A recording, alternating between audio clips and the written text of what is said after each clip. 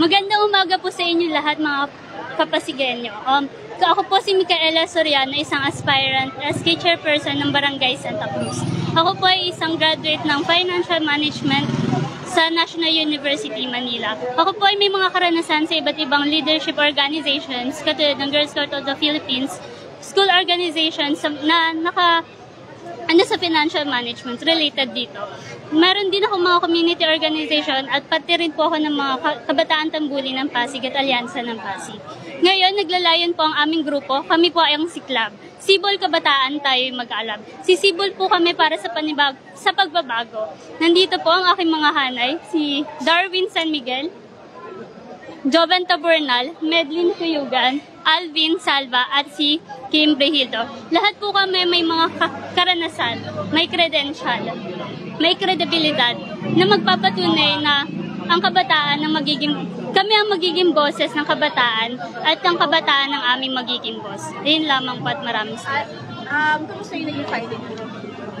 Naging smooth naman po yung filing po namin. Tsaka pinaghandaan din po namin. Kahit na po na busy po kami sa kanya-kanyang po namin priorities, gusto pa rin po namin na magsilbi para sa kabataan. Paano po nabuo yung inyong grupo?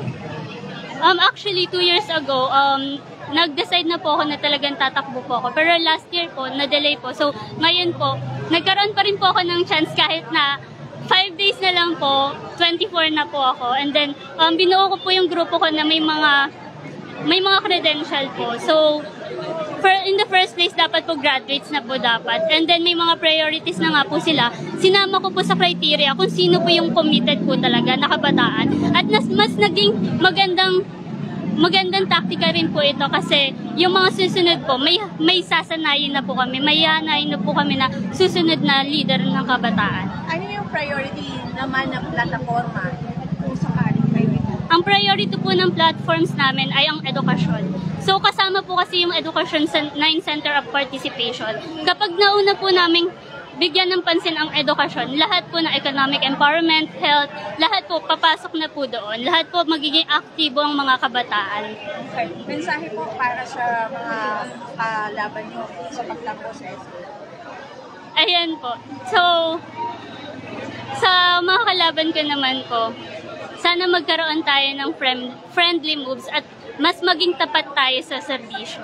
Ayun lamang po. Para naman sa mga kabataan ng Santa Cruz, mensahe. Para naman po sa mga kabataan ng Santa Cruz, naway sana mas maging mapili at matalino tayo sa pagpili. Dahil kami ay kakampi ng pag-asa. Okay, maraming salamat. Thank you. Ayun po, thank you po.